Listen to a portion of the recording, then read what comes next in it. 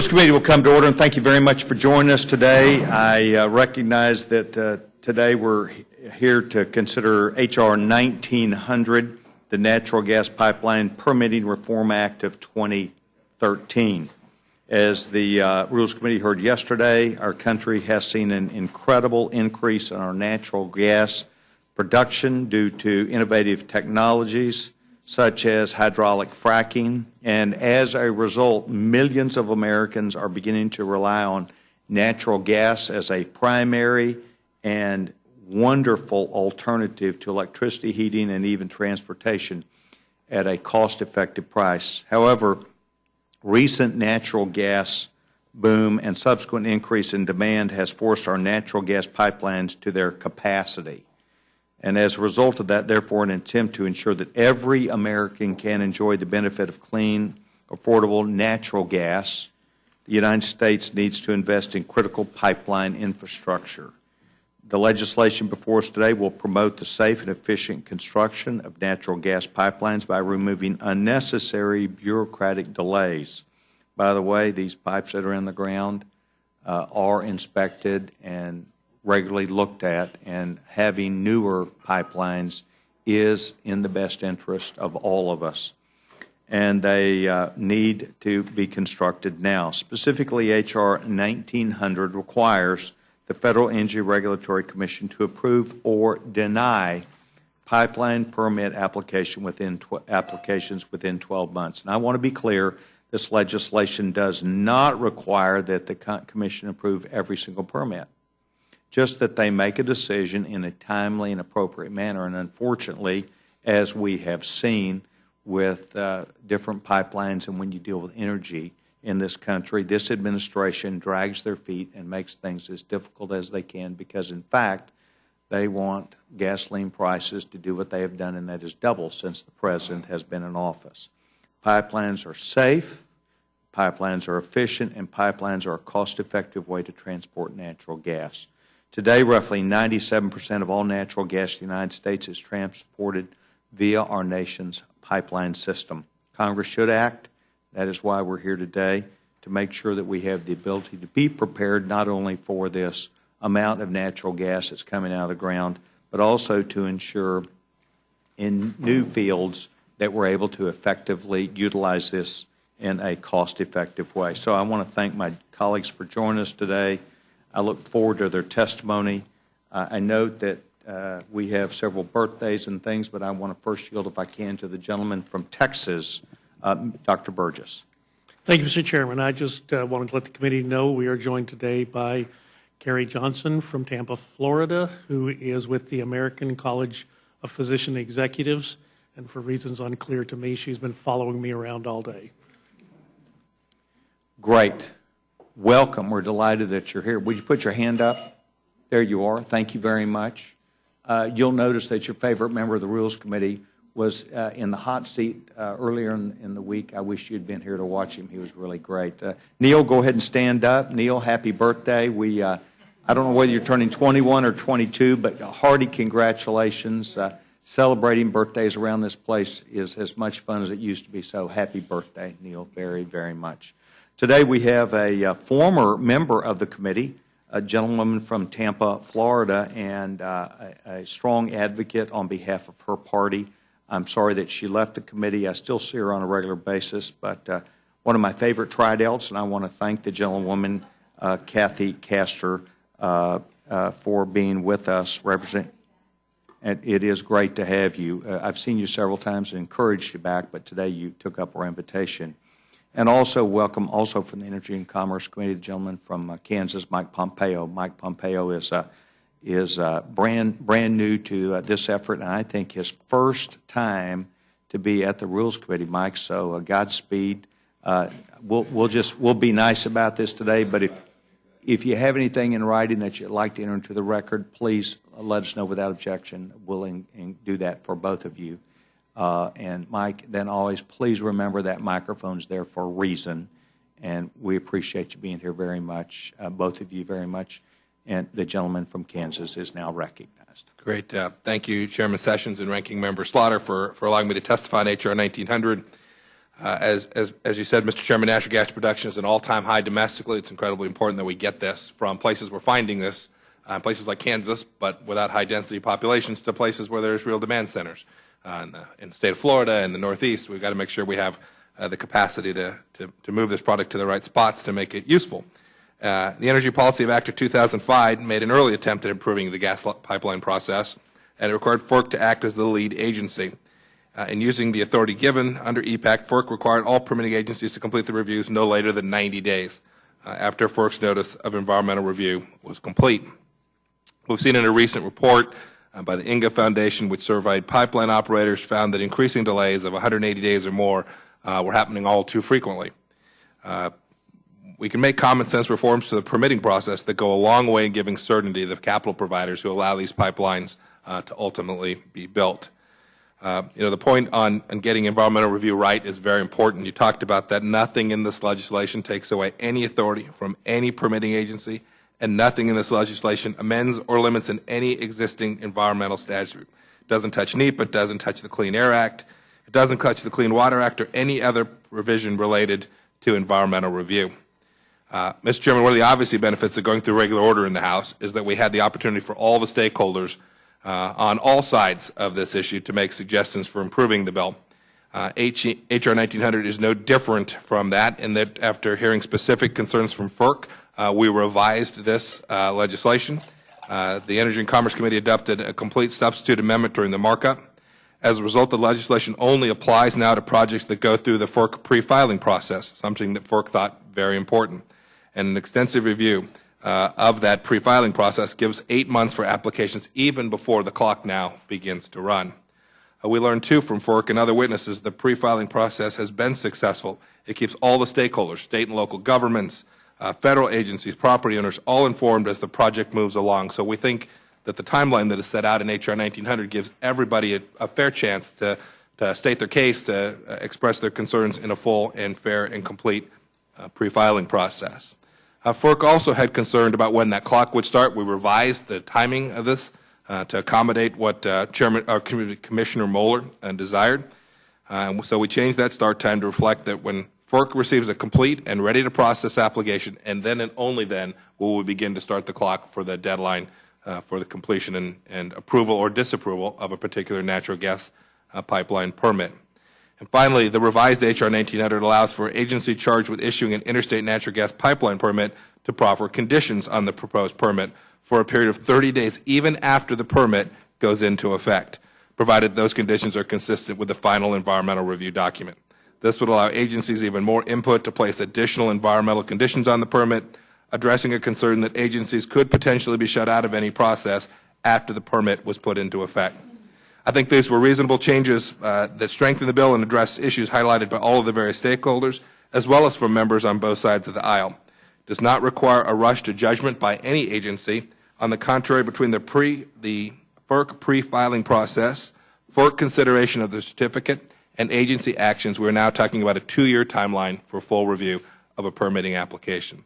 This is perfectly reasonable and, as expressed by Commissioner Moeller, achievable. It's a complicated issue and a piece of legislation that I think takes a simple stroke towards making sure we've got affordable natural gas, the ability to distribute all across the country. We see skyrocketing natural gas prices, deep disconnects between prices at the gates in the Northeast and the price of natural gas at the wellhead. We can help alleviate this infrastructure shortcoming by improving this permitting process. I thank you again for the opportunity to testify, and I look forward to answering any questions members of the committee may have. Thank you very much, Mr. Pompeo. Gentlewoman from Florida is recognized. Thank you again, Mr. Chairman. Again, it's a pleasure to be back in the Rules Committee. Ms. Slaughter, it's a pleasure to be back to my Democratic colleagues and all of my brethren from Florida as well. Mr. Chairman, I think first it's important to remind everyone about the Federal Energy Regulatory Commission, FERC. The FERC is an independent agency that has jurisdiction over electricity transmissions interstate, natural gas pipelines, and interstate oil pipelines. What we're talking about in this bill is the natural gas pipeline jurisdiction only. Unfortunately, the bill is unnecessary because FERC right now is processing and permitting 90% of every interstate natural gas pipeline application within the 12-month period. Oftentimes the ones that are falling outside of the 12-month period are the most complex interstate pipelines. So in committee, the bill was panned by the FERC professional staff. The administration strongly opposes it. It is also opposed by the Pipeline Safety Trust and numerous public interest environmental organizations. Committee members, instead of expediting the natural gas pipeline permitting, the bill will disrupt FERC's natural gas permitting process, which is getting thousands of miles of pipelines permitted right now in a timely manner. The bill establishes arbitrary and inflexible deadlines for FERC and other agencies to issue permits. And there are several major problems with the bill, particularly with the 12-month deadline for final action, no matter what. First, the bill attempts to solve a problem that does not exist. FERC currently decides 90% of permit applications within 12 months. In July, the Pipeline Trade Association itself testified that FERC's existing permitting process is generally very good. Second, in addition, a 12-month deadline for all applications would rush environmental reviews. This is not smart for complex projects. The bill's rigid deadline applies to every pipeline project regardless of the complexity. It doesn't make sense to apply the same deadline to a straightforward 30-mile pipeline far from population centers that crosses no rivers and apply the same standard to a complex 500-mile pipeline that goes through a major population center and crosses a dozen rivers. More simply stated, for an interstate pipeline, a short one, maybe Rhode Island to the adjoining state, okay, and most of those are being approved. But think about the more complex multi-state natural gas pipelines. Before elected office, I spent a little bit of time as an environmental lawyer. It's that give and take, the consideration of alternative routes, talking with the community that oftentimes leads to a speedier approval. I'm afraid what you're going to do here by instituting these arbitrary deadlines is create more avenues for litigation. I think this could be an environmental lawyer's full employment act, because when you don't have that give and take in the permitting process, oftentimes you don't flesh out the issues that need to be fleshed out. Another serious problem with the bill is that it transforms FERC into a super permitting agency. That doesn't sound very good to you all, does it? It says that this agency will issue other agencies' permits if the arbitrary deadlines are not met. The bill provides for permits to automatically go into effect if an agency does not approve or deny them by the bill's arbitrary 90-day deadline. So FERC would be issuing Clean Water Act and Clean Air Act permits, and even BLM right-of-way approvals through federal lands. These are functions that FERC does not have the expertise or resources to carry out. That's an unworkable provision, could result in permits being issued that are inconsistent with the requirements of the nation's environmental laws. Finally, many of you, I know, are concerned about eminent domain powers granted to governments and also granted to private companies. This bill says, and we should all remember, that when FERC issues a certificate of public convenience and necessity, it gives a pipeline company the power of eminent domain. The power to take someone's property should not be conferred without FERC taking the time it needs for thorough analysis and thoughtful decision-making. Now, in an attempt to fix some of the egregious problems in the bill, there are several amendments pending, and I encourage the committee to make several important amendments in order. I've offered a straightforward amendment to strike the unworkable part of the bill that requires FERC to automatically issue other agencies' permits if those agencies do not approve or deny them in 90 days.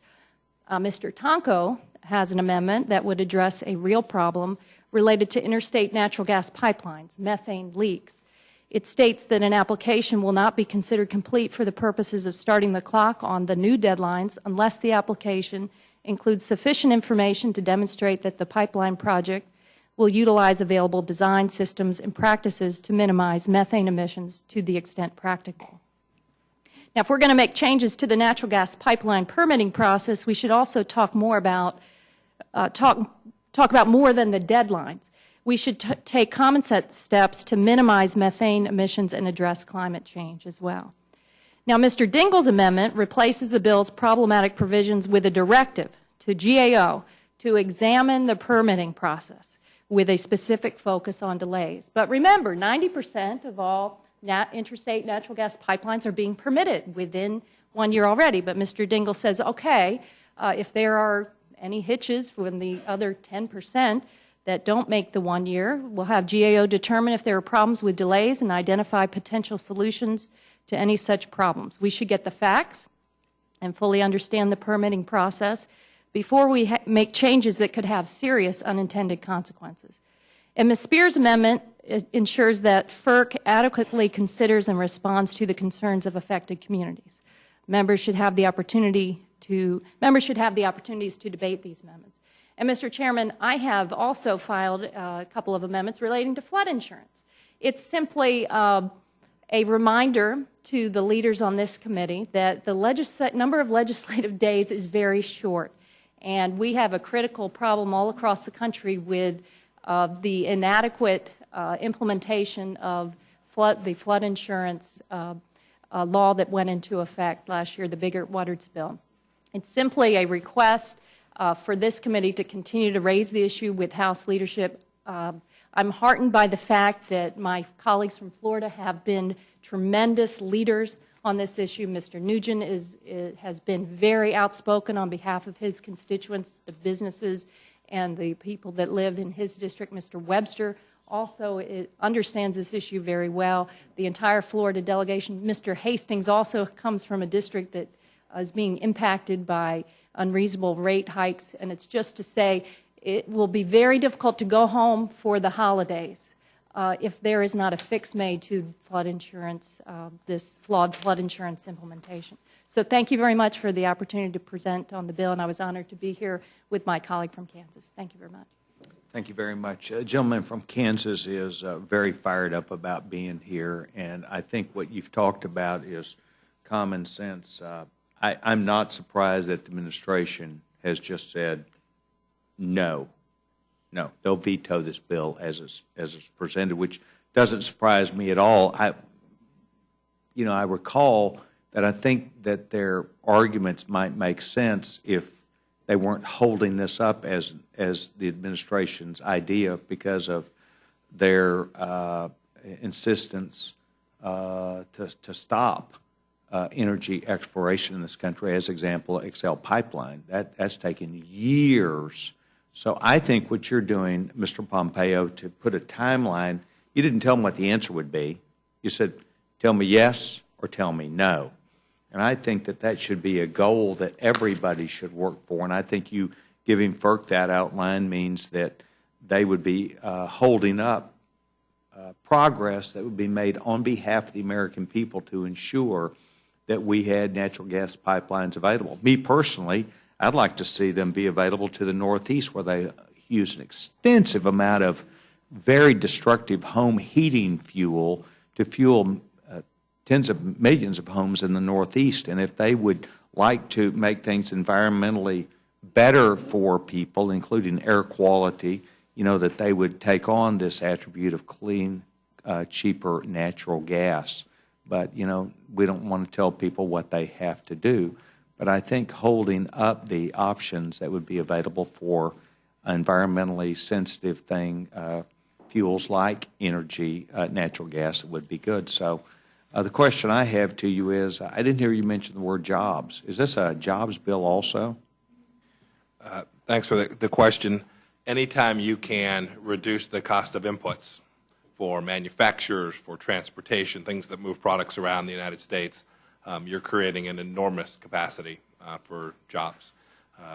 I was a manufacturer before I came to Kansas. We made airplane parts, or came to Congress rather. I made airplane parts.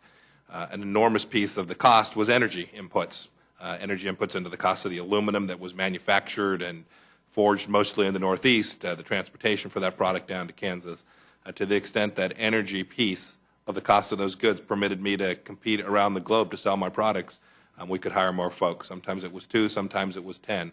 But to the extent we can extend this blessing of abundant natural gas that we've now located and have the capacity to get out of the ground here in America, we can create thousands of jobs all across the country. Yeah, I think it's very interesting. We've been through the health care debate in this committee also, and what's interesting is that we heard Mr. Pallone give testimony the other day about how lousy insurance is and that the Obamacare plan was just right. But then they argue on the other side, Cadillac plans shouldn't exist. So it's like you can't have that lousy stuff, you can't have that good stuff, but we're going to have exactly what government wants you to have. It seems like to me that this same argument is happening because some of the very negative opponents of you say they don't want us to be able to sell natural gas overseas. It has to be here only in this marketplace, but they won't let you build any new, safer, newer pipelines that open up the capacity to more people, to where more people can have that opportunity. Isn't that amazing that this one-size-fits-all, somebody knowing better than we do about what people out there want, and they would use the federal government as the instrument for that? Does that surprise you at all? You know, Mr. Chairman, I have to tell you, we worked hard on this. It was not intended as a messaging bill. I've heard that complaint as well. This is just our team messaging. We're hoping that this becomes law. We hope the President will reconsider. We worked hard. We asked the following question. They said, well, this is too fast. This will force timelines. We said, well, what timeline would work? We've picked 12 months. Tell us what would be long enough for a government agency to do what it is statutorily required to do, which is to process permits, decide whether they're going to approve or deny the permit. And we said, pick a time period. And the silence was pretty deafening. There was no time period which I could get a group of folks across the aisle to say, hey, this is the time period we'd find acceptable. So the criticism that this is too short was not answered with a comeback that said, hey, what would be a reasonable time period? So all we're asking here is give private companies the opportunity to get an answer from the federal government about whether a proposed project, which they're prepared to put tens of millions and sometimes hundreds of millions of dollars into, can you give us an answer? So we can either build this pipeline that we think customers need in the Northeast or wherever it may be, or tell us that we can't, and we'll move on to the next project. It seemed like a pretty straightforward proposition to give the government just a requirement to do its job. And we haven't gotten as many takers from across the aisle as we hope, but we hope on the floor we'll get a whole bunch more. We got a couple in committee, and we hope we'll get even more. Well, I'm delighted that you're here today and appreciate both of you being here. As Ms. Castor knows, I engage her on a regular basis, and she enjoys the time that she comes up here, and I hope that she'll want to come back as a result of the great opportunity today. No doubt. I'd like to now recognize the gentlewoman from North Carolina, Vice Chairman of the committee, Ms. Fox. Thank you, Mr. Chairman. I appreciate our colleagues being here today. This is a very important issue. I have no questions. So. Gentlewoman yields back time. Gentlewoman from New York, ranking member of the committee, Ms. Slaughter, is recognized. Thank you, Mr. Chair. I really want to only ask unanimous consent to put the Statement of Administrative Policy, communication from the Natural Resources Defense Council, the Pipeline Safety Trust, Wilderness Society, Environment America, League of Conservation Voters, and 9 other groups representing over 1 million members in the record. Without objection, we'll enter that. Thank you. Yield back.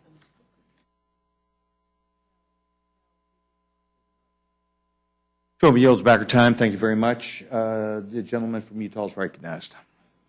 The gentleman has no questions. A gentleman from Massachusetts. No, I don't really have any questions. I just want to thank you both for being here.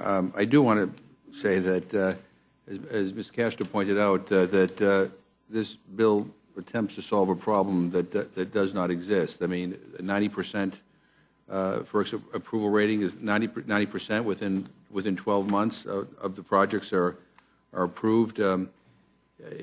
So I'm questioning why we're doing this bill and not doing an immigration reform bill or not doing an infrastructure bill to repair our roads and our bridges, or why we're not, why we don't have a farm bill ready to go, why we don't have, I mean, there are some things that I think that could actually create a lot of jobs, and there are things that can solve some real problems that I think we can get bipartisan support on, and support in the Senate as well as in the White House, that we're not doing here today. So I appreciate very much you being here, but the GAO has concluded that FERC's pipeline permitting is predictable and consistent. It gets pipelines built. FERC currently decides 90% of permit applications within 12 months. Pipeline Trade Association testified that existing FERC permitting process is, quote, generally very, very good. I think there are some more urgent things that we ought to be considering, and I hope that my chairman can communicate to the Speaker of the House and the Majority Leader that some of these other issues ought to be coming to the floor. Appreciate it. I yield back my time. Gentleman yields back his time. As a matter of fact, last week, probably on Thursday, if we were out of here on Thursday, I saw that the Majority Leader and the Minority Whip, Mr. Hoyer, had a very, very long discussion on the floor where they outlined thoughts and ideas to implement not only many of these items, but also others where I think they agreed about how we were trying to move forward on the Farm Bill. I listened to that, and I couldn't get any clarity. Maybe I'll replay it. Well, I wasn't suggesting there was clarity. What I was suggesting is at the top levels, there is a discussion, and as always, I admire you as well as Mr. Polis, Mrs. Slaughter, and certainly Judge Hastings, as you bring these up when we talk about bills on the floor of the rules. And just a couple of weeks ago, a gentleman, Mr. Polis, spent a great deal of time, and in fact, I think I engaged him on some of those issues. And so, as always, I hope that you'll use this time in the Rules Committee for us to bring up not only the issues that are before us, but also those that might be in our future. And I thank the gentleman very much. Gentleman yields back his time. The gentleman from Florida, Mr. Nugent. The gentleman has no question. Gentleman, Judge Hastings. Pompeo and Ms. Castor, thank you both. I wanted to ask you, Mr. Pompeo, one of the criteria for permitting by the agencies that are required to be involved is that the public have an opportunity to comment. Do you think in the various instances where permits would be sought that 90 days is sufficient time for public comment? And if it is not at any time, then would it be proper to proceed with that pipeline? Thank you, Judge Hastings, for the question. I don't know exactly what the right number of days is. It could be that in some cases 90 days would not be sufficient, but this process doesn't put a 90-day time barrier in place. None of these rules requiring the agencies to act against a deadline take place absent the company that is proposing the permit, the company seeking the permit, going through a pre-filing process. It's a process that's been in place at FERC for an awfully long time. It's been very successful. I think stakeholders from all across the spectrum think that pre-filing process is pretty effective. And so there'll be an extended pre-filing process. That's usually about 12 months, and that's when a lot of the input on environmental issues takes place. So that would be even before the clock begins to run under H.R. 1900. So you'll never be in a place where environmental issues have only 3 months in order to do their work and figure out precisely what they have and what their concerns might be. Well, is there any potential liability for the federal government if by chance a decision is made without complete information? No, I don't think any different from. I don't think this bill, if it became law, would change that liability or that risk profile for the federal government at all. I think whatever liability risk there is today would remain even after the enactment of H.R. 1900. The only reason I mentioned a time period was I thought that in the dissenting views, at least that was brought out. But just to add a moment of levity, I live in the city of Miramar, Florida, and I wanted to change from a water heater to an electric heater. And I couldn't get a permit for 90 days to save my life. As a matter of fact, the man eventually, I think he kind of like rubbed me the wrong way, and I know I rubbed him the wrong way, and so I didn't get my permit, and I went back to the Sears to get me another water heater, so I wouldn't be bothered with him anymore. But anyway, I understand the different agencies that have to be involved. Let me turn to something that should concern all of us that live in flood areas and talk about the process and how important it is that in certain instances in the Rules Committee that we allow members the necessary waiver to bring to the floor matters that are of vital concern to the overwhelming majority of members, Republican and Democrat, here in Congress, and that is the fix that's needed for flood insurance. I certainly encourage and appreciate Ms. Castor's biting the bit and bringing this to us, and I recognize that there is that possibility that germaneness might be raised, but I would hope that we could give the necessary waiver because we're running out of time, and the simple fact of the matter is that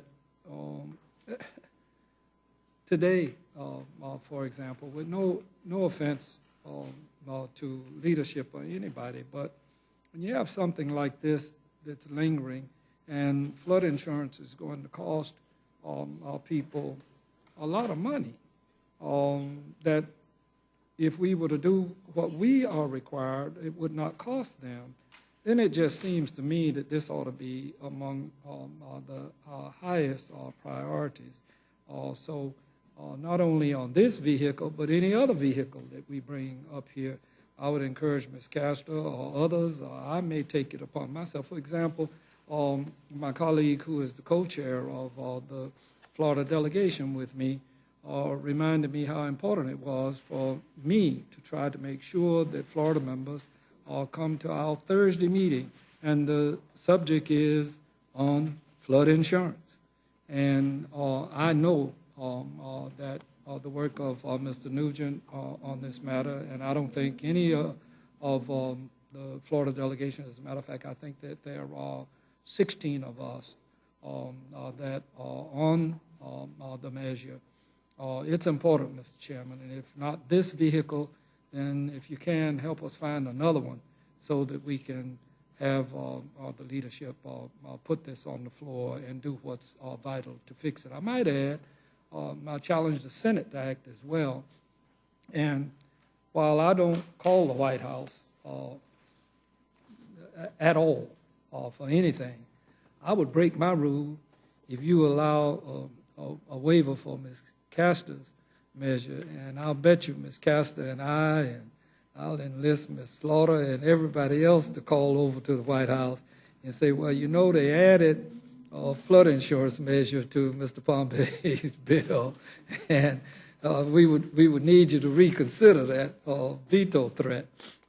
We might be able to work together to do something like that. Thank you, Mr. Chairman. I will yield back. Thank the gentleman's first comments, and I will tell you the gentleman got very quickly to the not the conclusion I had, but the statement I had about where's this going to go. And I tell you what I will do. I will agree with the gentlewoman that I'll be glad to work with her and anyone else that chooses to join you. And I will join you. I don't mean to say this, but as hard as you work, I will too on this. And I know we lots of times say that, but I'm available and want to look for that because I do recognize that people are waiting. People are waiting, need help. Thank the gentleman very much. Gentleman from Orlando, Florida is recognized. No question. Gentleman from Colorado is recognized. Gentleman from Louisville, Texas, Dr. Burgess. Thank you, Chairman. And just adding on to what my friend from Florida said, if you'll include the language of an SGR repeal in this, I will also write to the President about lifting that veto threat. No, I just had a question on the eminent domain issue for both of you, actually. And Mr. Pompeo, generally, eminent domain is thought of as being a state prerogative. Does that change under the legislation that we're considering today? No, there's no change to any provisions related to eminent domain, state eminent domain where you usually see it, and no changes in the federal authority there either. And Ms. Castor, if the eminent domain issue is a problem, is it then not a problem for the 90% of permits that are being approved today? Well, the problem is it's just a reminder, you're giving these private corporations eminent domain authority when they get their certificate of public convenience and necessity. And when you institute this arbitrary 12-month timeline for these complex interstate pipeline projects, yes, it raises great concern.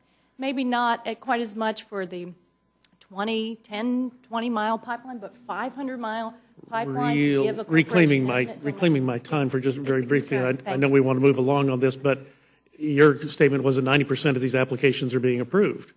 So is that a problem for people who have eminent domain concerns, that 90% of the projects are being approved?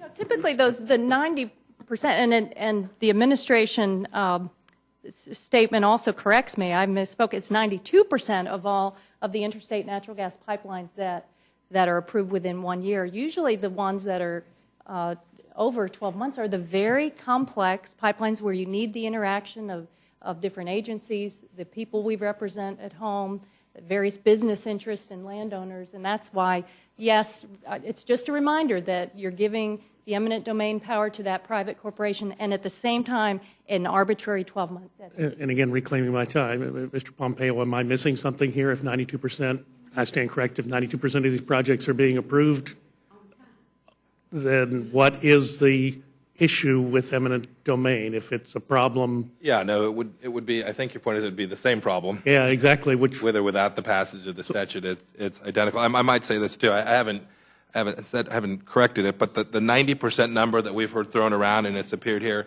what it says is FERC approves and grants its certificate 90% of the time. That says nothing about what BLM does. It says nothing about what EPA does.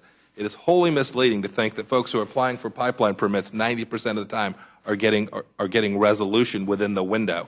It's simply not the case. FERC has control over one piece of this. That's the certificate process. And these other agencies have no deadlines and no timelines. And that's really what this proposal is aimed at addressing. But with respect to the eminent domain, there's no change. If there's risk today, there's risk after this bill as well.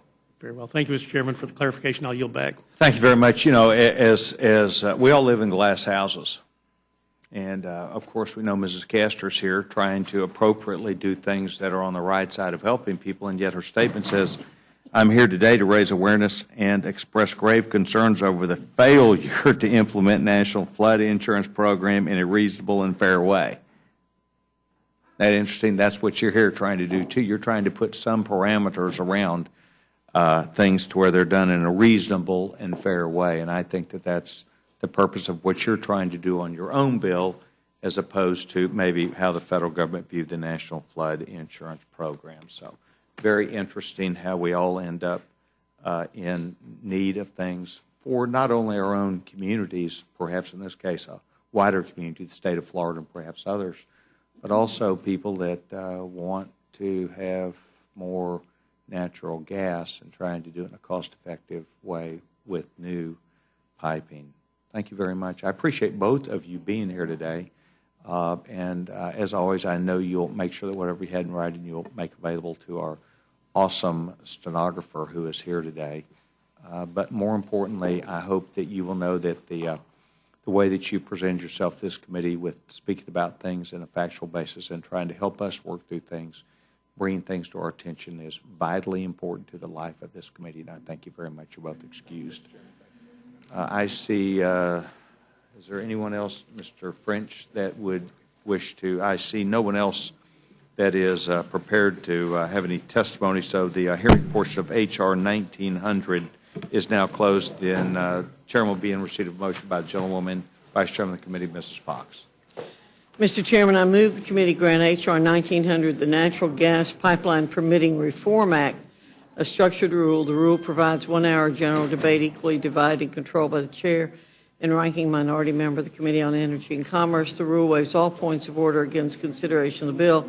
The rule makes an order's original text for purpose of amendment, an amendment in the nature of a substitute consisting of text of the Rules Committee, print 113-25. If I could please ask that the committee would please be in order so the gentlewoman who is taking notes can please make sure she hears it all. Gentlewoman's recognized. Print 113-25 and provides that it shall be considered as read. The rule waives all points of order against that amendment in the nature of a substitute. The rule makes in order only those further amendments printed in the Rules Committee report. Each such amendment may be offered only in the order printed in the report, may be offered only by a member designated in the report, shall be considered as read, shall be debatable for the time specified in the report, equally divided, controlled by the proponent and an opponent, shall not be subject to amendment, shall not be subject to a demand for division of the question. The rule waives all points of order against the amendments printed in the report. The rule provides one motion to recommit with or without instructions. Section 2 of the rule provides that on any legislative day during the period from November 22, 2013 through November 29, 2013, the journal of the proceedings of the previous day shall be considered as approved, and the chair may at any time declare the House adjourned to meet at a date and time to be announced by the chair in declaring the adjournment. Finally, Section 3 of the rule provides that the Speaker may appoint members to perform the duties of the chair for the duration of the period addressed by Section 2 of the rule. I heard the motion from the gentlewoman from North Carolina. I defer to the gentleman from Texas, Louisville, Texas, for a discussion of the rule. Gentleman is recognized. Thank you, Mr. Chairman. The rule provides for consideration of H.R. 1900 under a structured amendment process. The Energy and Commerce Committee will control 1 hour of general debate. The rule makes in order 5 of the 6 amendments submitted, all offered by the Democrats. The amendment that was not made in order violated both the germaneness and the cut-go rules. Lastly, the rule contains the standard provisions to allow the House to recess over the week of Thanksgiving. This rule is fair. It will allow debate on all of the issues related to the bill under consideration, H.R. 1900. I yield back. Thank you, gentlemen. We're now open to discussion or amendment. Gentleman from Massachusetts recognized. Mr. Chairman, I have Yes, an amendment to the rule. I move the committee grant H.R. 1900 an open rule so that all members have the opportunity to offer amendments to the bill on the floor. You've heard the, excuse me. You've heard the amendment from the gentleman from Massachusetts. Further discussion? Seeing none, the vote will now be on the amendment by the gentleman from Massachusetts. Those in favor signify by saying aye. Aye. Those no. No. As for roll call? Noes have it. Roll call. Ms. Fox? No. Ms. Fox, no. Mr. Bishop? No. Mr. Bishop, no. Mr. Cole? No. Mr. Cole, no. Mr. Woodall? No. Mr. Woodall, no. Mr. Nugent? No. Mr. Nugent, no. Mr. Webster? No. Mr. Webster, no. Ms. Ross-Lehtinen? Mr. Burgess? No. Mr. Burgess, no. Ms. Slaughter? Aye.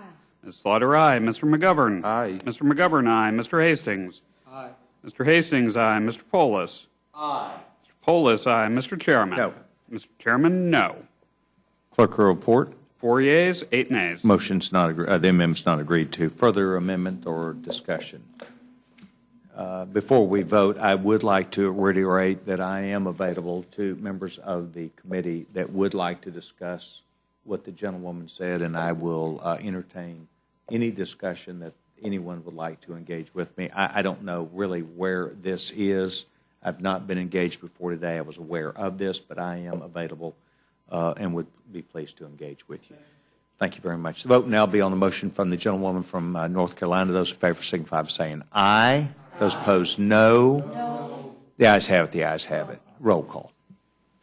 Ms. Fox? Aye. Ms. Fox, aye. Mr. Bishop? Mr. Bishop, aye. Mr. Cole? Mr. Cole, aye. Mr. Woodall? Mr. Woodall, aye. Mr. Nugent? Mr. Nugent, aye. Mr. Webster? Mr. Webster, aye. Ms. Ross-Lehtinen? Mr. Burgess? Mr. Burgess, aye. Ms. Slaughter? No. Ms. Slaughter, no. Mr. McGovern? Mr. McGovern, no. Mr. Hastings? Mr. Hastings, no. Mr. Polis? No. Mr. Polis, no. Mr. Chairman? Aye. Mr. Chairman, aye. Clerk will report. 8 yeas, 4 nays. The motion is agreed to, and the gentleman, Dr. Burgess from Louisville, Texas, will be carrying this for the Republicans. And the gentleman, Mr. McGovern, will be carrying this for Democrats. I do not anticipate any further meetings that will be set by the Rules Committee during the week, with the understanding that you and I both know that there is at least one conference that's going on, perhaps 2. Perhaps we hear something from Defense before we hear from Farm Bill, but those both are on the agenda for resolution. But I do not anticipate at this time that we'd meet further in the week. But we'll keep you updated and assume, and I know that Gentlewoman Ms. Slaughter will do the same for me if she hears anything as the committee prepares. Thank you very much for me today. The committee meeting is now here.